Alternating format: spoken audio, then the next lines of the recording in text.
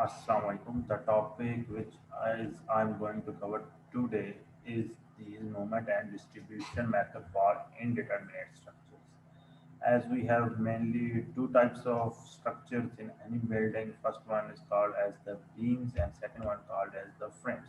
So today I am going to cover the basics of moment and distribution method along with the one of the solved problem of indeterminate beams, in which we will see that how we can apply this method to solve the indeterminate beams. No, well, to start with, movement and distribution method is the one of the most oldest or the classical method and can be used for both frames and the beams. And it is developed in 1924, from where you can see that how it is the classical method, how it is the old method, and it is developed by the Hardy Cross, and it is used by the engineers for the analysis of these small structures because it involves very complex multiplications and complex calculations. So that way it is usually not preferred for the large structures. So this is mostly used for the analysis of the very small structures or for the analysis of the individual members like individual beams or individual column instead of applying to the whole building. Moreover, this process does not involve the solution of the many simultaneous equations. Unlike the slope and deflection method, which is other method in the for the analysis of for the other method of the displacement, where we use have a number of simultaneous equations, and then we solve those equations. This method does not involve the solution of the many simultaneous equations. The maximum number of simultaneous equations that you can use is dependent on the number of the sports. If we have two sports, we are going to have a two simultaneous equations that need to be solved. However, for all the beams and the frames which are the non-sway or which have a no side sway, it does not involve the solution of the any simultaneous equation. However, for the members or the frames with the side sway, there are number of the simultaneous equations are involved, and they are usually equal to the number of independent joint translations of the structure. If we have two translations, so it will going to have a two number of simultaneous equations. Moreover, this method or the number of the equilibrium equations that we form on the basis of the joint rotation, they are usually solved with the help of the iterative method, in which we retrieve the same moment equilibrium equations number of the times to get the resultant values of the moments. And these equations are applied one at a time at a time. The equation is applied one at a time at a joint, and then later on we consider the other joints by solving the first part and second part. And during this analysis, while applying the equation on one joint, we consider that other joints are all considered as the restraint in the structures. Now, so coming to the sum of the basic definitions and the terminologies that are involved in the structures. First of all, the sign conventions, just like the slope and deflection methods, and this method is also all the counterclockwise member end moments or the member fixed end moments, and even these rotation deflections that are in the counterclockwise direction that are considered as the positive, while all the member forces of the joints that are the clockwise, they are will be considered as the negative. Now, for the calculations of the member, let's consider our prismatic beam A to B having a length of L, in which we have a hinge support at A and a fixed support at the point P.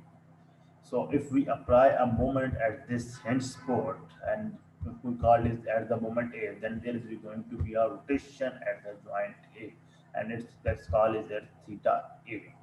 So due to this rotation, the other end of the moon beam is also going to rotate, and it will generate a moment at the other end as well. And we call this moment as the carryover moment, which is basically generated due to a moment applied at point A, and it's called it as MBA.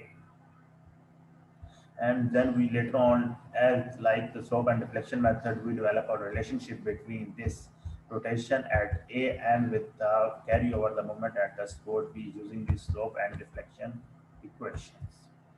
And by substituting the slope and deflection equations, near theta and the near spot is equal to 0 and the far spot is equal to mu or is equal to psi. And we have a no loading, so fixed end moment is equal to 0. We get the value of the moment as 4 ei over L times theta. So it means that the bending stiffness of a member is defined as the moment that must be applied at one end of the member to cause a unit rotation at the other end of the members. So if we set the value of the theta is equal to 1 in this equation, we are going to obtain an expression for the bending stiffness, and comes out to be 4 ei over L. Whereas we have the value of the theta is equal to 1, so when it's multiplied with, we are going to have the value of the k is equal to 4 ei over L. Similarly, when the modulus of elasticity for all the members of the structure is the same, that all the members have the same value of the inertia or the same value of the in the elasticity, then we usually use the term relative bending stress in our analysis to simplify our the calculations. And this bending or relative bending stress, which is called as K, is usually obtained by dividing the bending stress, which is K prime, by 4e, 4 times of elasticity. Then it comes out to be K is equal to 4 times over AE, and the value of the K prime that we obtain in the last step is 4ei over L, which is the equation 2. So when we substitute here 4ei over L, we ultimately left with K is equal to 1 over L. Now let's consider the other end. If we have a far end, which is the far end of the P, or other end of the member is hinge supports as shown in the figure as well, then what will happen? Then if we apply the moment A at the support A, which applied a theta, and apply the same slope and deflection equations which we have developed for the hinge support or the modified slope and deflection equations, which which you used for whenever we have a hinge support in the slope and deflection method, we are going to get the value of the member stiffness as 3 times ei over L,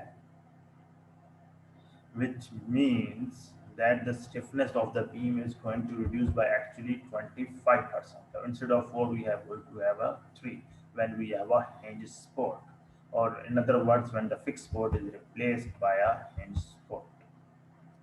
And then ultimately, if we calculate the relative bending stress for the hinge supports, then its value comes out to be 3 by 4 times 1 over N. Now, some of the basic uh, formulas that you need to remember for their calculations or while applying the method of slope and deflection method. First one is the relationship between the applied end moment m and the rotation theta. If we have a member is the fixed member, then if we have a moment of 4 times ei over L into theta. And similarly, if we have hinge support, its value is going to reduce to be the 3i over L times theta, like we see in the last example. Similarly, the bending stiffness of a member for a fixed end member is 4 times E over L, and for a hinge times member, it is 3i over L. And the last term, which is the relative bending stress, if we have a fixed member, it's going to be 1 by L, or the inverse of the length of the span. And for the hinge support, it is going to be 3 by 4 times of the inverse of the span.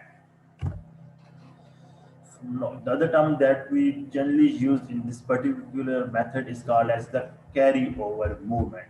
And for the carryover movement and for the calculations of this carryover movement, let's again consider the fixed hinge beam that we considered in the first last slides for the first derivations.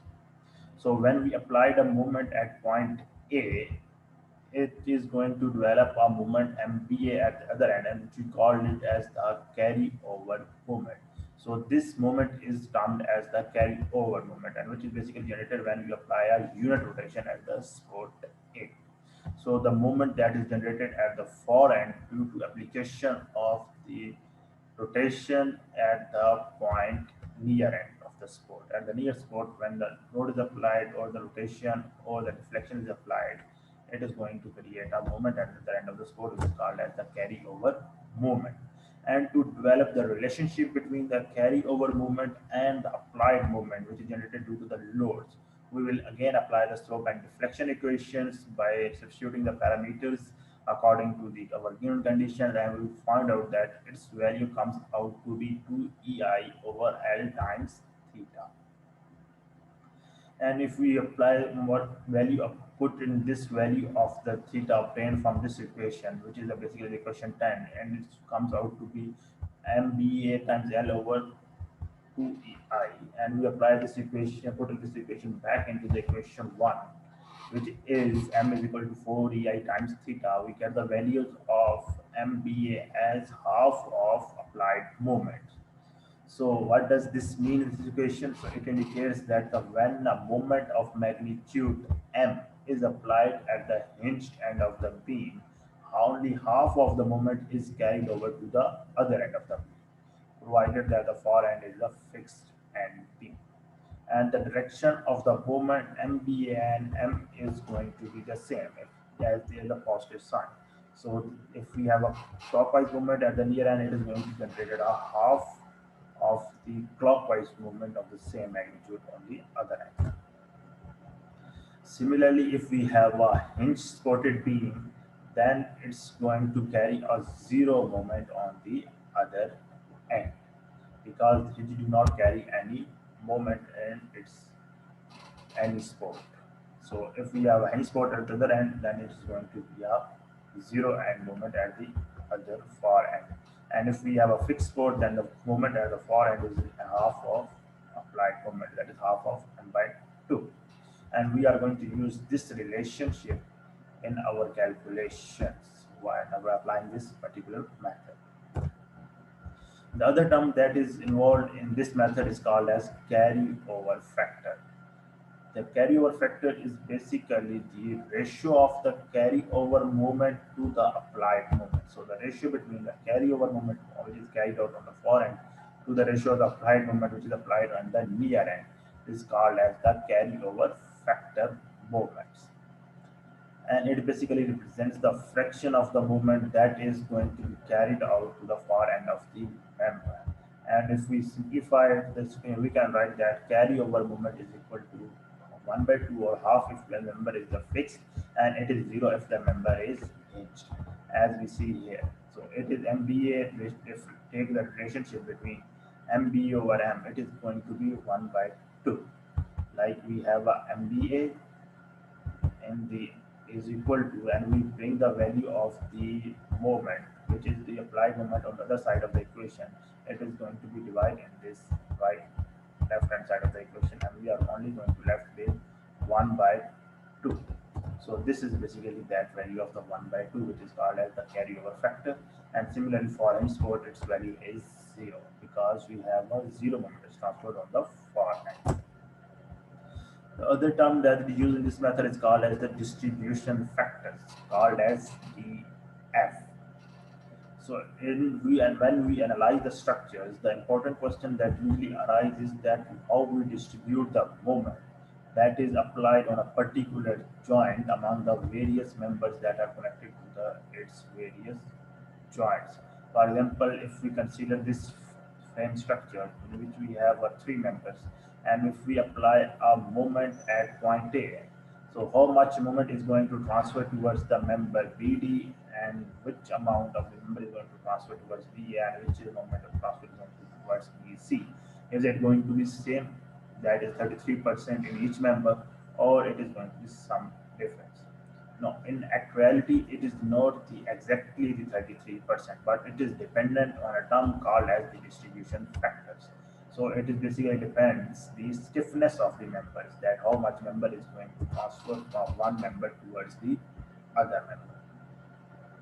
For that, consider that we have applied a moment M at the point B, and due to this applied moment, it causes a rotation of angle theta as shown in this figure. And if we apply a clockwise movement, the member BD is going to bend in the clockwise rotation as shown in the figures here. So in all members, there is a clockwise rotation in all the members.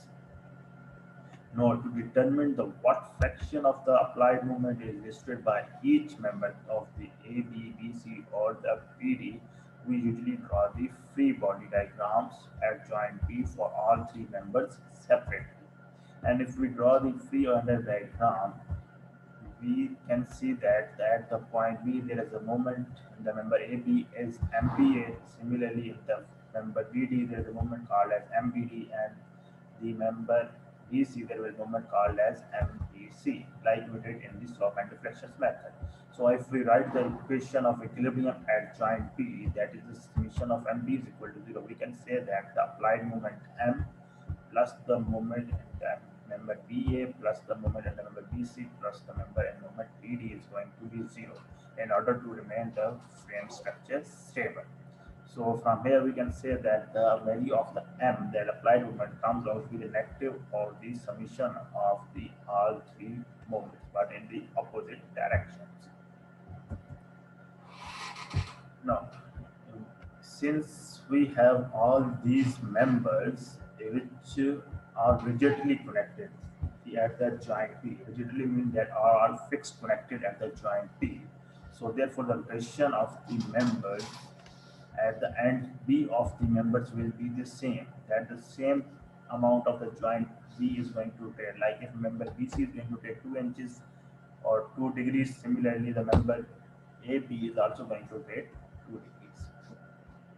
So if we express these equations or the moments in the terms of the joint rotation by applying the equation of the applied moment that we derived in the previous steps, which is 4EI times theta. So if we write this equation for MBA, it comes out to 4EI I1, that is the inertia of the first member divided by I1, which is the length of the first member that is indicated here. For member AB, length is L1 and the inertia is I1. Similarly, for member BC, the length is L2 and the inertia is I2. And for the member BD, the inertia is I3 and the length is L3. So if we substitute those values, we get to know that it comes out to be the same. That is 4 times of EK BA times theta, 4 times EK of BC times theta, and 4 times EK of BD times theta. And but remember that as we have at point D, we have a pin sports. So we are going to use the modified slope deflection equations, that is 3 times EI over L over theta, in order to write the fixed end moments like we did in this particular example. So if we substitute this equation 15 to the equation 17, that these are the equation of values of the MBA, MBC and MBD back into the equation of this fixed end moment, we call it as 14, we got to know the values of the value of the fixed end moment, and we get to know that M is equal to comes out to be my negative of the summation of the all the stiffness at B times theta, where summation K prime B represents the sum of the bending stresses, that is the summation of the KBA plus KC plus KBT for all the members that are connected to the joint B. Hence, we can say that the rotational stiffness of any internal joint is defined as the moment required to cause a unit rotation at that particular joint. And this rotational joint is generally equal to the sum of the bending stresses of all the members that are rigidly connected to that joints. Like in the point B, we have three members are connected. One is A, B, A, B, second is BC, and third is BD. So it is going to gather the summation of the all of the bending stresses that are rigidly connected to the joint. And its negative sign occurs is due to the sign convention that I already told you, that whenever you have a negative sign, it is basically due to the sign conventions. And similarly, we can find out the values of the applied moment as well by rewriting the equation number 18, that is this equation. And if we write out this equation, we get to know that the value of the theta comes out to be m times 4 times of the sum of the relative stiffnesses. And we can get ultimately, once we have the value of the theta, we can get to know the value of fixed end moment MBA and MBC and MBT as well. Like with the procedure we will follow in the slope and deflections method. And this ratio of stiffness, that is KBT times the summation of all the relative stiffness, is termed as the distribution factors for that particular member at the for and B, and it represents the fraction of the applied moment that is distributed to the and B of the member.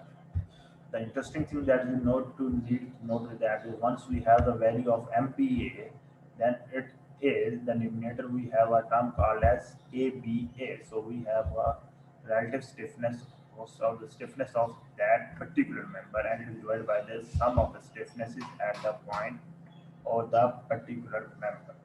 So once we have MBC, it is the stiffness of the member BC divided by the sum of the stiffness of all the members connected to the point C or the joint C.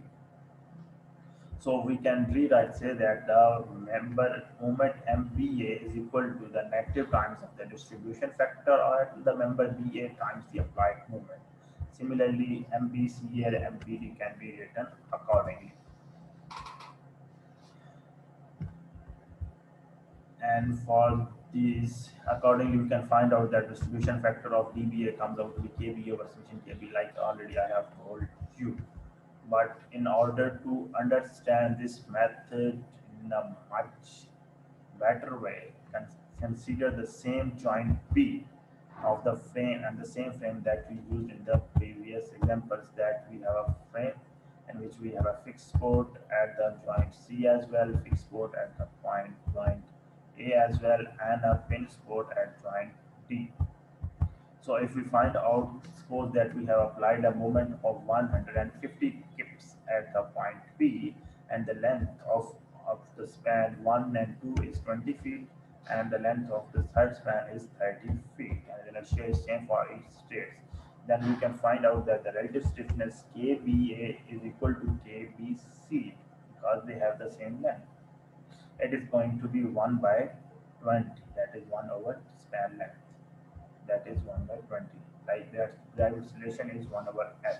Similarly, for the hinge support member, this relationship is 3 by 4 times 1 by L, so it will become as 3 by 4 times 1 by 30. So its value comes out to 0.0241. And ultimately, we are going to use these values of distribution factors for the further calculations of the member and moments. So when we calculate the distribution factor of the BA, it is going to be KB over sum of the all the stiffnesses. The value of the KBA that we calculate here is, its value is 0.051.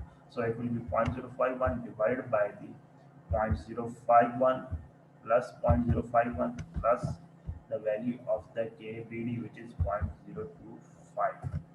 So it will come as 0.025 times I. This inertia is going to cancel out with each other, and so I will return to be the 0.4. Similarly, if we calculate the distribution factor of BC, it is equal to KBC times KBA plus KBC plus KBD, which will come as 0.05I over the summation of this 0.05I plus 0.05I plus 0.025I, which comes out to be 0.125I. So it will become as 0.4. Similarly, for number BD, its value comes out to be 0.2. So what these values indicates? These values indicates that the 40% of the moment, which is the 150 kip weight, will be applied to the joint P, is going to be transferred towards the member B, A, or the member AB of the frame, while similarly 40% is going to transfer towards the member BC, and the 20% is going to be transferred towards the member B to D of the member. So it is not that we exactly say that the 33% moment is transferred, going to transfer to all three members, but it depends on the relative stiffness of the members, that how much moment is going to transfer on the all members.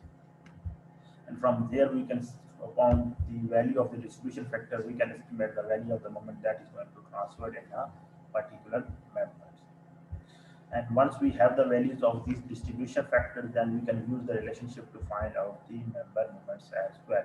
and the member movements for all the members comes out to be MB as 60k fit and BC 60k fit, and for the member BD comes out to be 30k fit because due to less value of this distribution factor. So we can just state that the distribution factor for any far end of the member which is rigidly connected to the joints is equal to the ratio of the relative stiffness of that particular member to the sum of the relative stiffness of all the members that are connected towards that joint.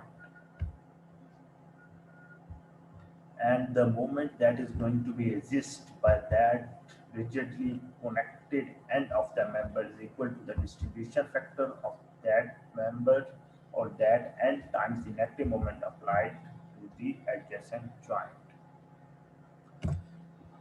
Now, other terms that we use in this particular problem or while applying the slope moment distribution method is the fixed end moment.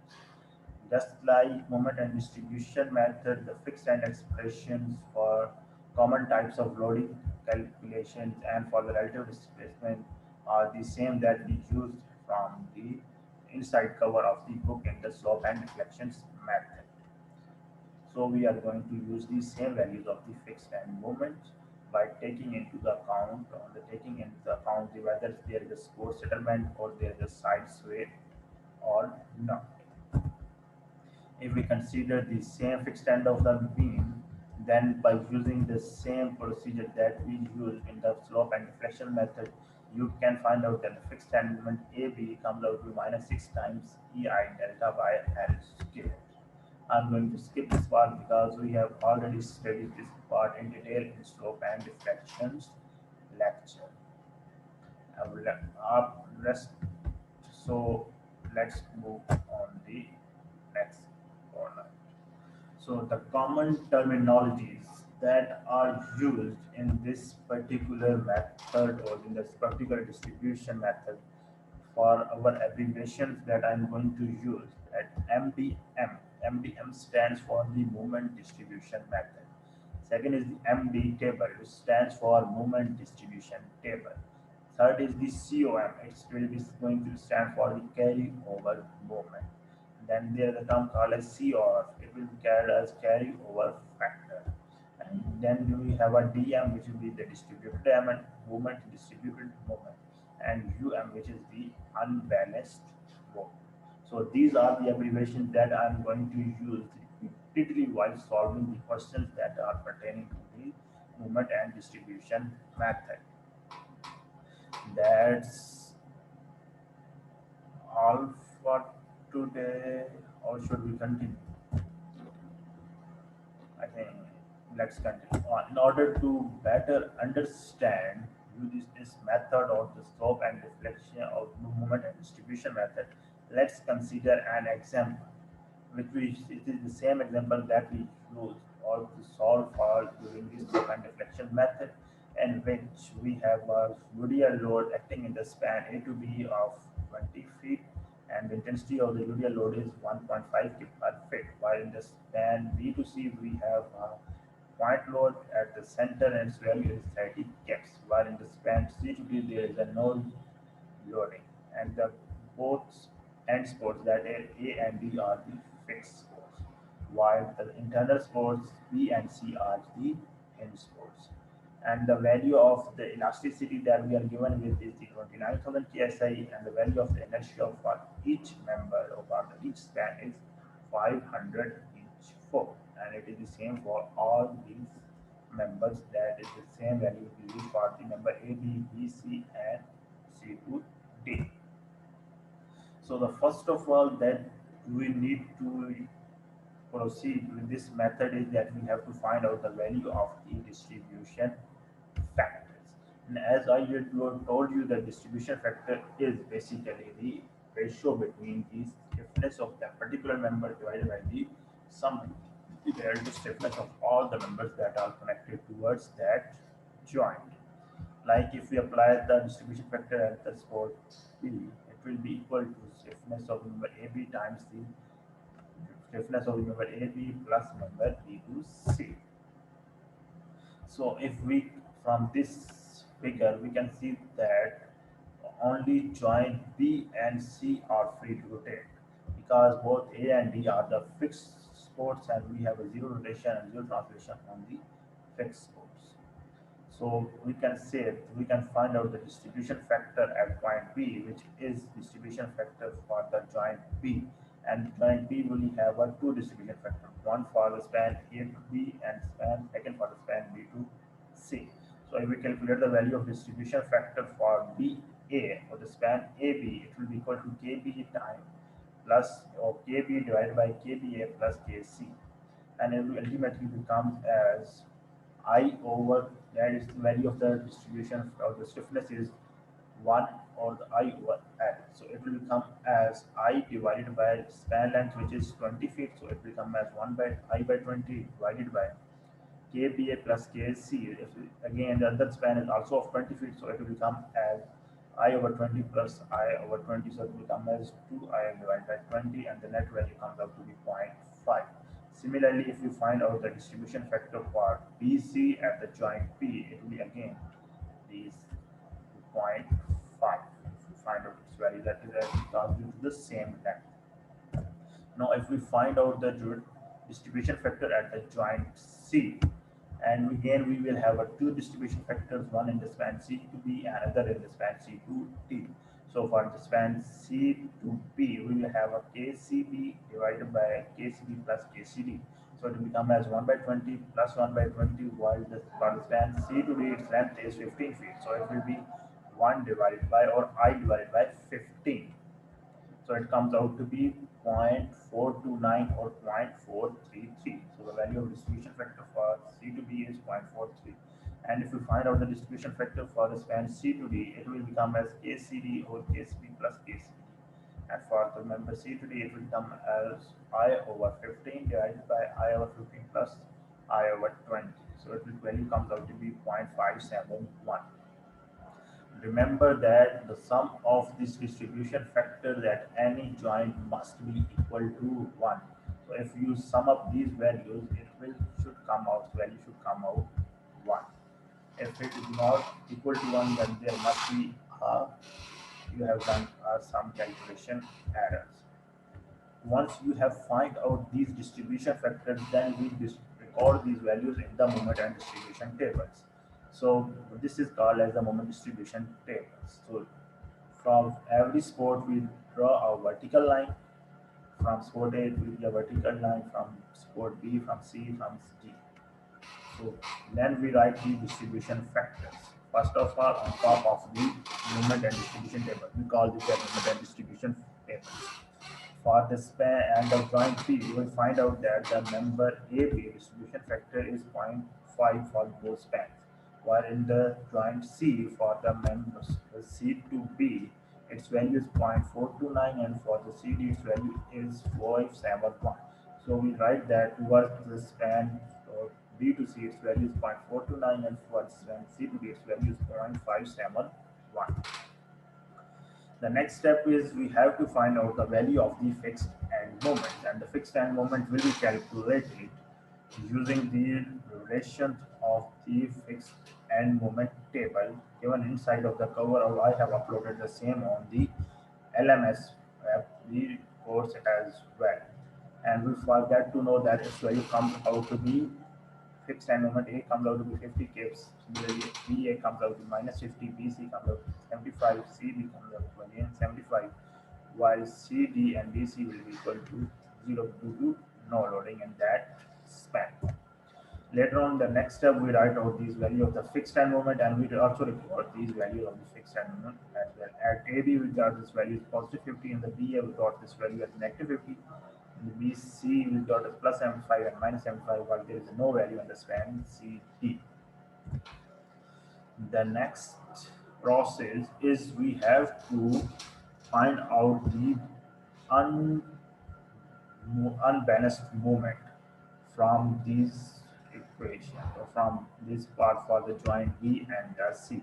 So the unbalanced moment for the joint B is minus 50 plus 75. So at the joint B we have two moments. One is minus 50 in the span A to B, and the other is plus 75 in the span B to C. So the unbalanced moment is its value is plus 25 kps. So we are going to use this value of the unbalanced moment and we are going to multiply it with the distribution factor of the member and for the both spans to find out the value of the unbalanced moment. So distribution factor for BA comes out to be 0.75 into minus 25, which is the again due to this minus is due to the formula which is minus m, and this value is minus m. If we get out the value of the minus here, that sign will be the plus 25 here. But in this case, it will be considered as minus. So it comes out to be minus 12.5. So we mentioned the balance moment here, or the joint balance here. After multiplying this fixed end moment, the result of this fixed end moment with the respective distribution factors, and it comes out to be minus 12.5 for both joint B. Similarly, we repeat the same procedure for the joint C, and for the joint C, we will have only the balance moment of only minus 75. So we were going to multiply this minus 75 with the distribution factor equations. And to find out the distributing moment, it will come as distribution factor vector is 0.429 as mentioned here on just above it, that is 0.429. It is going to multiply with the plus 75 because one is the and the equation sign is minus m. So minus into minus is going to be plus, and its value comes out to be 32.2 k Fed. Similarly, for the span C to D, its value comes out to be 42.5 42.8 k due to the difference in the value of the distributing factor. Now, while the moment, the applied moment or the unbalanced moment is same for both equations, and we record this value in the against the joint C. So one value comes out to be plus 32.2, and the other value comes out to be plus 42.8. Once we have this value of this balanced joints, we are going to proceed towards this second step, which is the calculation of the carryover moment, which is generated at the far end of the member due to this applied moment or this computed moments. And for the far end moment, we have mentioned develop a some develop expression that the far end half of the moment distribution is transferred. So we are going to have a carry moment in the frame. Member AB is going to be half of the distributing moment in the member BA. So it will come as half into minus 12.5 and it will be equal to minus 6.3 fit. So we are going to write this value as minus 6.3 fit in the member A to B. Similarly, we repeat the same procedures for the number C to B, B to C, and the D to C. And the values that we got here, we are going to record these values in the third line, and we call this as carryover moment or the carryover values, which are basically the half of the values which are the transferred to the far end of the member. If we consider the member B, and for the span B, the far end will be the member stored A. So half of the member is transferred towards the stored A. That minus 12.5 of half comes out to minus 6.5. If we consider this line, it's member B to C, so its value of the member B, that is minus 12.5, is going to transfer towards the half towards the member C, that is comes out to minus 6.5 minus 6.3. Similarly, from the joint B, half of the value is transferred towards the B and half of the transfer is going to transfer towards the D. So in the span D, half of the value is transferred, that is comes out to plus 21.4, and the member C its value comes out to be plus 16.1. Once we have these value of the carryover moments and our unbalanced moments at the joint B and C, then we are going to repeat the same procedure again and again. And these reports are repeated again and again. The same procedure is repeated till we get the sum of the entries and the column table at the both ends of the member A, B, or C. We have the same values of the moment. What does this mean? That we get the value of the same value of the moment here and here. If we do not get the value of the different moment, it is not going to be the work this particular problem. So the value of the fixed for the first step that we have find out that we have the carryover moment 6.3 on the one end and 6.2 on the other end. So if we say that the calculate the value of the balance point, it comes out to be the for point number B, it comes out to be minus 8.1 and the minus 8.1 on the other end as well. This minus 8.1 is basically, again, this procedure is repeated here again. We will sum up these values of these movements and this value. If you know, if this part we have only one moment, that is 16.1. So we are going to multiply this value, the 16.1, with the distribution factor, and we are going to use the value or change its sign. So it comes out to be 16.1 multiplied by 0.5, and sign will change, it comes out to be minus 8.1. And similarly, this value is again minus 6.1. Similarly, we have the value of 6.3 here. It is going to multiply with the respective distribution factors, and we get the value of plus 2.7 here, and for the CD we get the value of the value moment as plus 3.6. Once we have these value of the 3.6, then it is going to be transferred towards the carryover moment, and it is going, half of this moment is going to transfer towards the other spot of the end. So minus 8.1, half of which comes out to be minus 4.1. And similarly, for to carry out the same procedure at the joint B and joint C as well. And once we find out these values of the balance joint, it comes out to be minus 0.7. Again, the procedure we repeated here, that is 1.4. It is going to multiply with the distribution factor, and its value comes out to be minus 0.7 and minus 0.7. And similarly, the same procedure will be applied followed in the joint C as well. We are going to repeat the same procedure of this balance joint, carryover, balance joint, and carryover movements till we get the same values of the movement and this joint. If we do not get the values of the same values of the moment, we are going to repeat this value again and again. As we get the joint B, we get the values of the moment at the joint B. For the member AB is again minus 0.5, and towards the right it is also minus 0.05. So if and its values equal to each other, we are going to stop our question here. Similarly, at the joint C, we have a value of plus 0.1 and plus 0.2. So it is not similar, but 1 point it is same. So we are going to spot this problem here instead of repeating the same step again and again. So once we have this value of the balance joint, the same value of the generated is same value is found out for the member, then we are going to sum up these moment of the entire column.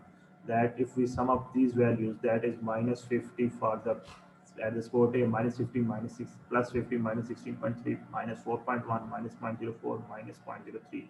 The value of the final moment, which is the resultant of these values, comes out to be plus 38.9.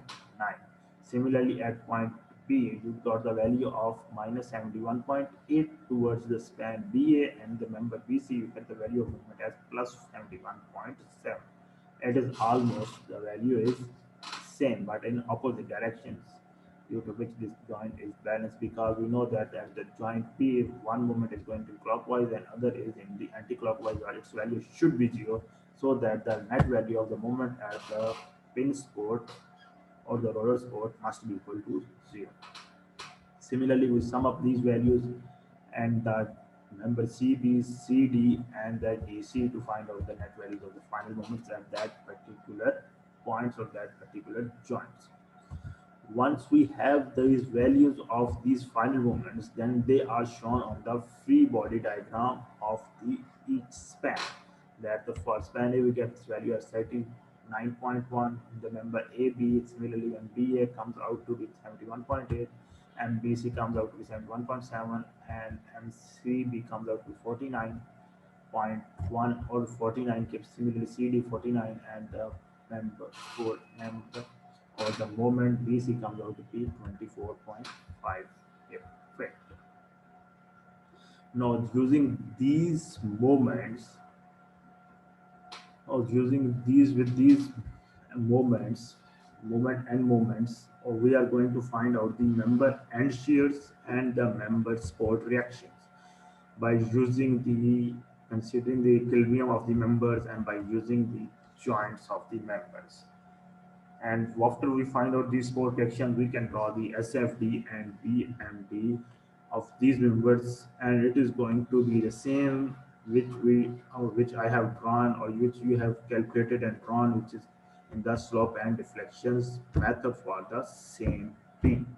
So you after your calculations, you can find out that you will get the same values of the shear and bending moment for the same beam, irrespective which method you use for your calculations.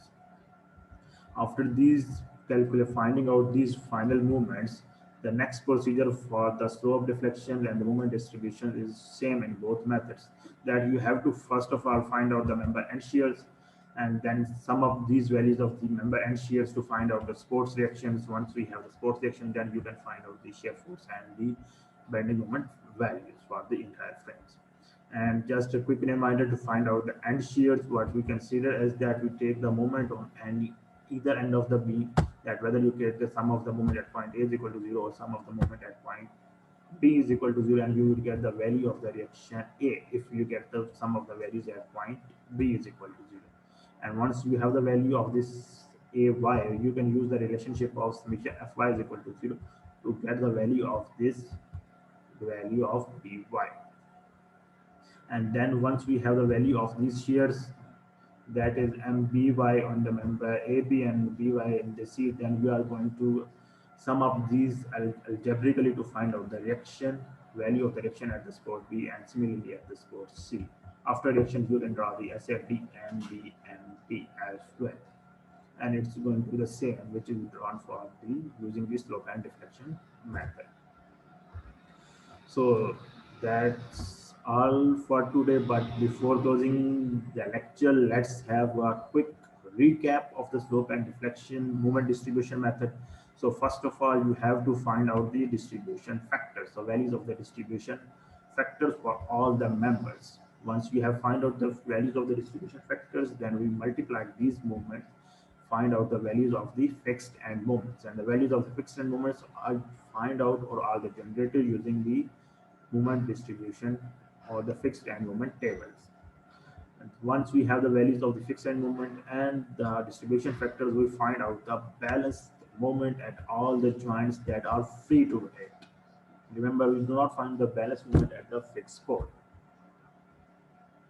Once you have these values of the balanced moment, that we evaluate the unbalanced moment or find out the unbalanced moment, and then we find out the distributed moments. Once we have the distributed moment, then we find out the values of the carryover moment, which is half of the distributed moment, and then we repeated the same two steps, that is unbalanced moment, distributed moment, and the carry of the moment, till we get the values of the undistributed moments similar or they are the very small, negligibly small. And after these values of this, then we sum up all the values of the table to find out the total final moments in each span or in each spot of the structures. After the calculation of these member end moments, we can compute the member end shears, member support sections, SFDs, and BMDs of the structure as well. So that's all for today. I hope you will get a better idea of how we can apply the moment and distribution method and what are the different terminologies that are involved in the moment and distribution method for indeterminate structures.